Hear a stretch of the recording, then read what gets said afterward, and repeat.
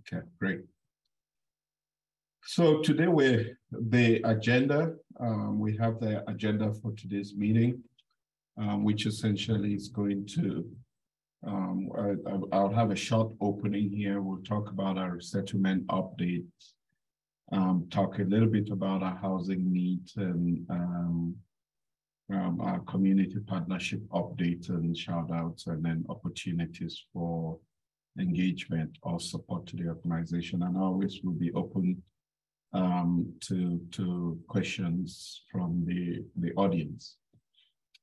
We've been having this community calls since about October last year, and we 1 year into this conversations, and we started out weekly, we went to bi-weekly, and now we think we're at the point where we would start having these meetings on a monthly basis, because the amount of activity that we're seeing is not as intense as it was with the Afghan arrivals. So beginning next month, we will be having the meeting, so we'll change the invitations, and hopefully we can still hold space on your calendars once a month, just to give you an update on what is going on.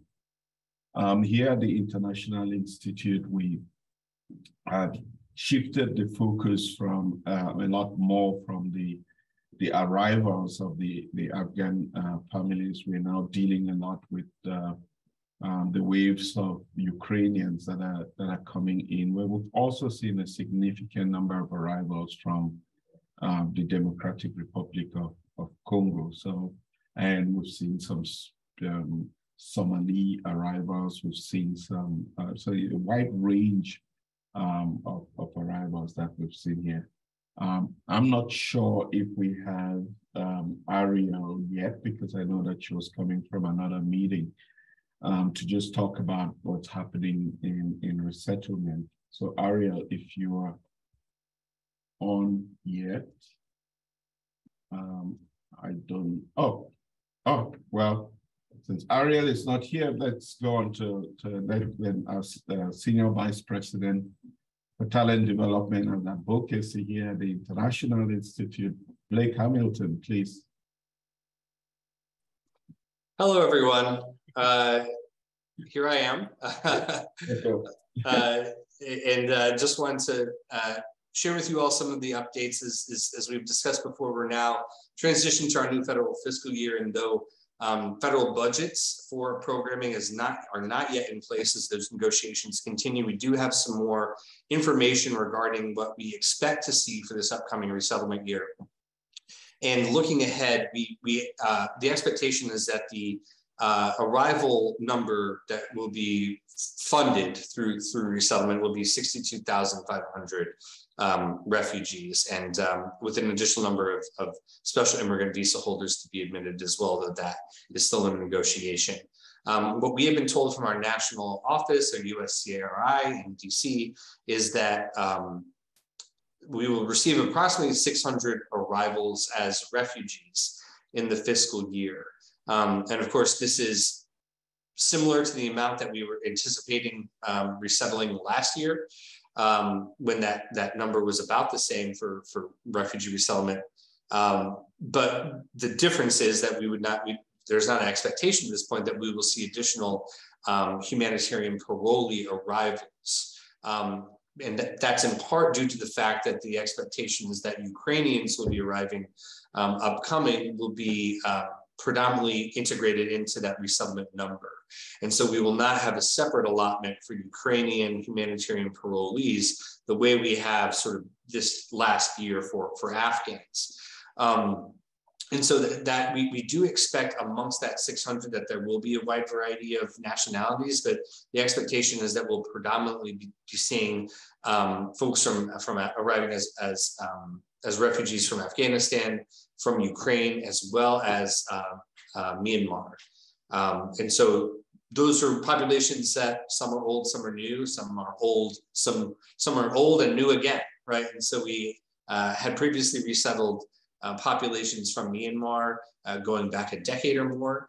So there is a small population here already to help in support of those new arrivals. Ukrainians is a new and evolving situation, but we have reason to believe there's nearly 700 folks that have been resettled through the Ukrainian humanitarian parole program, the Unite for Ukraine program for individual sponsorship, who are already here in the region, which gives us inroads with that community here locally, and that can help facilitate the integration of new arrivals coming through the resettlement program. We are still waiting to hear about the Afghan nationals who are currently in Albania awaiting resettlement to the United States. There are approximately 300 individuals there. And this is sort of the big caveat. Are these 300 going to be resettled as refugees as a part of our approximately 600 slot cap that we have for refugee arrivals? Or will these individuals be added to our caseload beyond the 600? That's a sort of the, if you will, the $600,000 question, as it were, because that obviously makes a big difference in who and how many other individuals and other populations we'll see amongst that 600 refugee resettlement number. But the expectation at this point is they will be resettled as refugees, but our lack of clarity on this is, will that be a part of our cap, or will that be separate and apart from the cap that we're receiving? And then finally, I mentioned some of the bigger populations that are kind of new. What we expect, though, is that we'll still have the same broad set of refugee arrivals, including those from Congo, more from Syria and Iraq, and definitely more from South Sudan, additional arrivals from Somalia, and again, Afghanistan reappearing as a refugee resettlement location in higher volume this next year, as opposed to this year and recent years past. And I believe that's it for the resettlement update. Additional information here related to housing needs. Yeah, so we are still looking for additional landlords that we might be able to work with. We do expect that the case sizes could be a little bit smaller than what we had seen, particularly amongst the Afghan arrivals, though we don't actually have an understanding of the new populations that will be serving their demographic makeup, but we do expect there to be another need for these larger apartments again. The stock is just very limited. We used all the connections that we had for any of the larger spaces that we have. So if there's any larger cases within the next caseload, we'll be struggling to find immediate housing if we don't have more connections fostered through the community connections that many of you on the call have provided. And so we're putting that call out again. Anybody who knows any landlords, ideally in the South City area or on a bus line that makes it accessible to the Institute, that is really a preference. But functionally, any 4-bedroom apartments we want to hear about. And if you do have any information about that, you can please share that information with Abdul and Galib, whose emails are included here. I also want to make mention of another need that we've identified for asylum seekers. This morning, we did have our Immigration Coalition meeting with folks from the MICA Project and BIAS, amongst others. But we're discussing sort of what the trends that we've seen for the folks who have submitted asylum applications in terms of the location where they're getting called for interview. The interviews are predominantly still taking place here in St. Louis, but we do expect by the time they get to the court hearing process, which would be about a year after they entered, that we'll start seeing those travel needs increase. And travel likely for those hearings will be in Kansas City or to Kansas City or in Chicago. And while we do have some funds available to assist with that, that journey, whether it's a bus ticket or hotel costs, there's still other expenses, food, expedited travel if there's very limited time between the notification and the date, or additional capacity for housing if the entire case needs to go up together, temporary housing in the form of hotel rooms. Those are spaces that we're still looking for donations to help sort of fill the gap in support of these folks transitioning to a new status that allow them to stay here, hopefully permanently.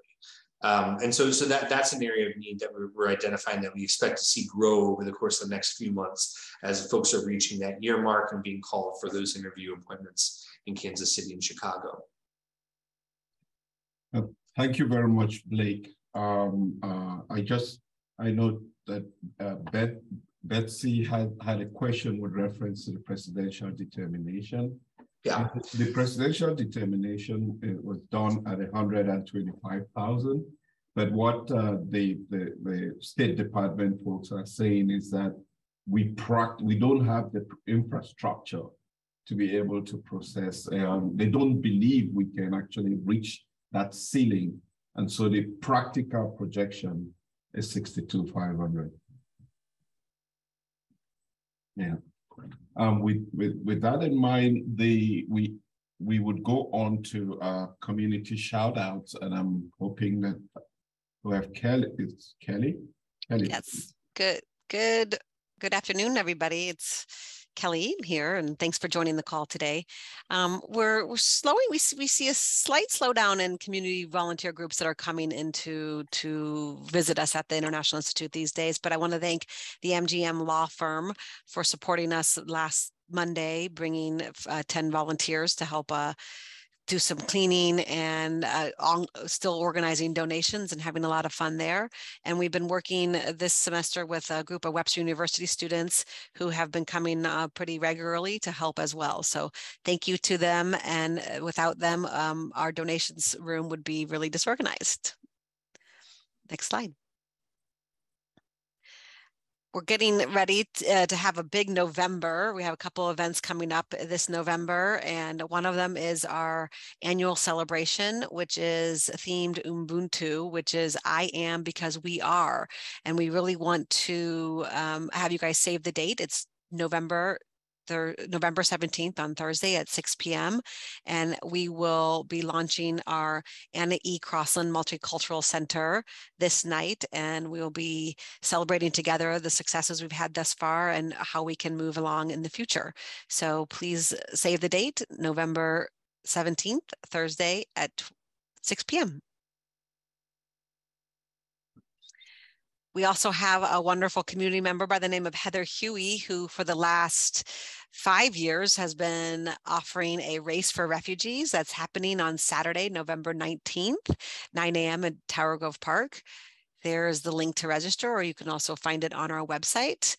And that's just a way to exercise and be together in outside cool temperatures, hopefully, and people can celebrate our work as well. That day also, we're going to be offering a community Thanksgiving. We are working with some of our community partners, Oasis International, Christian Friends of New Americans, and Little Angels Foundation, and I think and a couple of other organizations that are really going to come together that evening and share a Thanksgiving meal with our new Americans, our new families and community members. Carlos is also posting the links in the chat if you want to click on that as well. Carlos, do you want to take over the volunteer part? Sounds good. Thank you, Kelly, and great to see everyone again this afternoon. Just to highlight, we have ongoing volunteer opportunities here at the International Institute, especially our mock interviews for job interview workshops that we have here on specific Fridays, going through December 16th.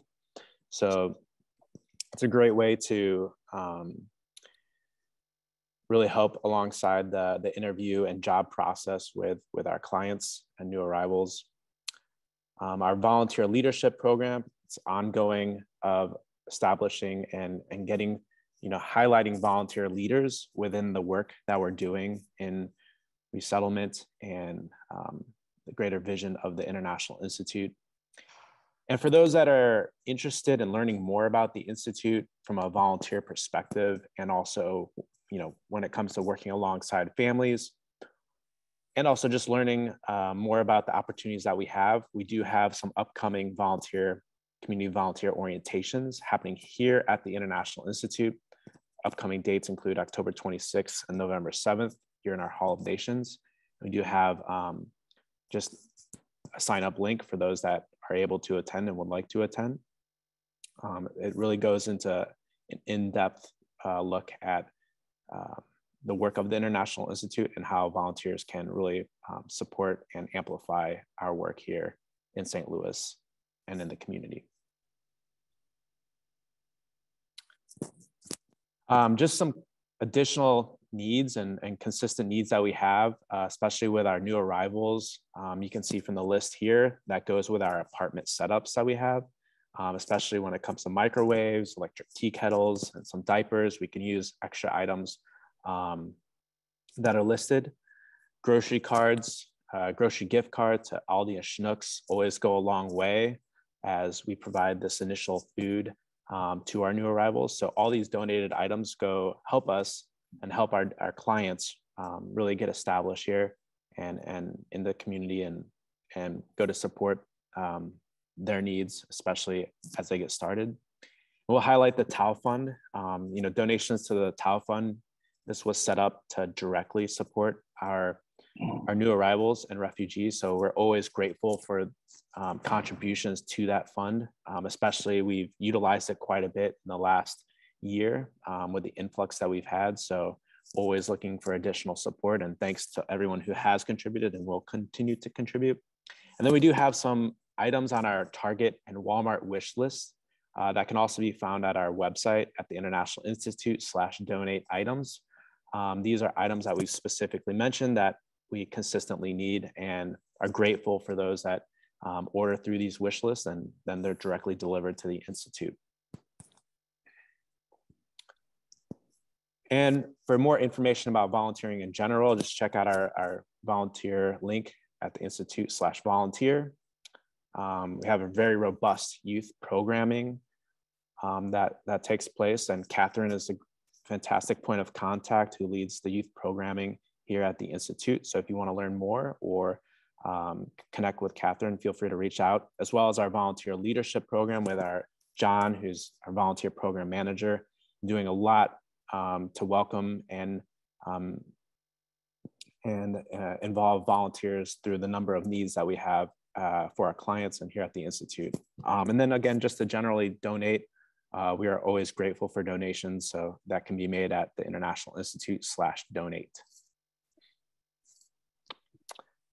Again, we are still in a growing phase here at the International Institute, looking for highly qualified and talent that wants to join a dynamic organization that's expanding our vision here in the St. Louis community.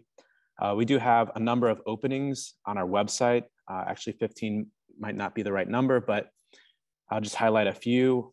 With the Director of Social Work, we have a Chief Development Officer, and a number of other programs, as well as we have a dynamic AmeriCorps program.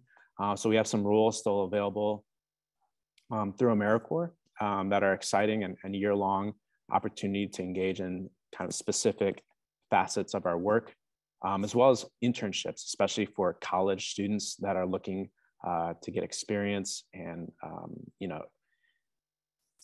some of their schoolwork that goes alongside with the work here at the International Institute. Always looking for a good number of interns. So we appreciate you sharing the word within your networks about our talent and growing needs here. And as well as MOORA, the Missouri Office for Refugees, is also hiring as well. And there are positions listed on the Institute's website. So thanks for mentioning that, Paul. Great. Thank you very much, Carlos and Kelly and Blake and everybody on the team. Also, thank everybody who has contributed in the last 2 weeks to support our work here at the International Institute. I just really want to appeal to everyone here who is going to be available on November 17th. I say to people that we are only able to accomplish the work that we are doing now because of the foundation that was laid for us to be here. And for over 4 decades, Anna Crossley, was at the helm of this organization, and laid the foundation for us. And we have been thinking of honoring her legacy, but we couldn't do it with the pandemic. And we have the opportunity this year on November 17th to be able to set aside an evening where we recognize the incredible work that she has done. And, you know, instead of naming a garden or a room here at the International Institute in her name, we thought to do something that would be represent the true legacy of her work, which essentially is fostering multiculturalism in this community.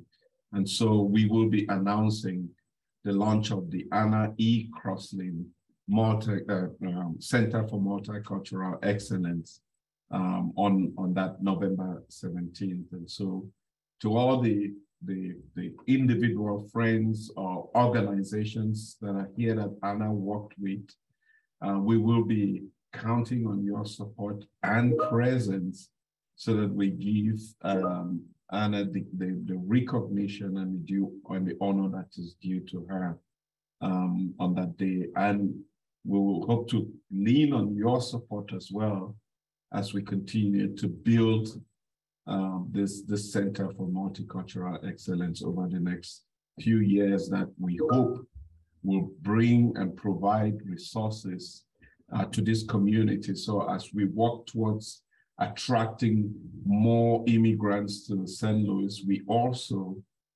provide the community with the resources to be able to understand and embrace and integrate these immigrants, knowing that they're coming with different cultures, with different skill sets, and how can we as a community be ready for them. We hope that that's the role that the Multicultural Center will play in this community. And we will continuously, we're only able to do the work that we do here thanks to the support that we get from the community. And so I make an appeal to you all.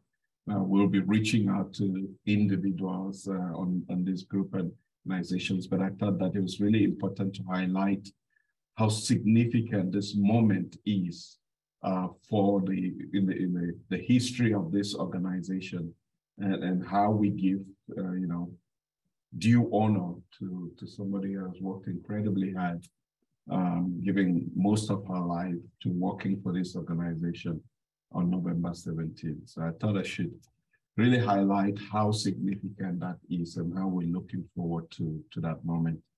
But thank you very much. I would open for any questions, if there are questions, without which we will keep it. Our next meeting, we're going to do this on a monthly basis, and I don't know that we have confirmed the date yet, but that will go out in an invite. We'll keep it still on a Wednesday, probably in the middle of the month, but we'll send out an invite for that meeting. So with no questions, I see no questions in the chat group. I want to thank you all for your time. Thank you for your continuous support and continuous over the years and into the future. And wish you a great rest of the day. And we'll see you back here in a month. Thank you.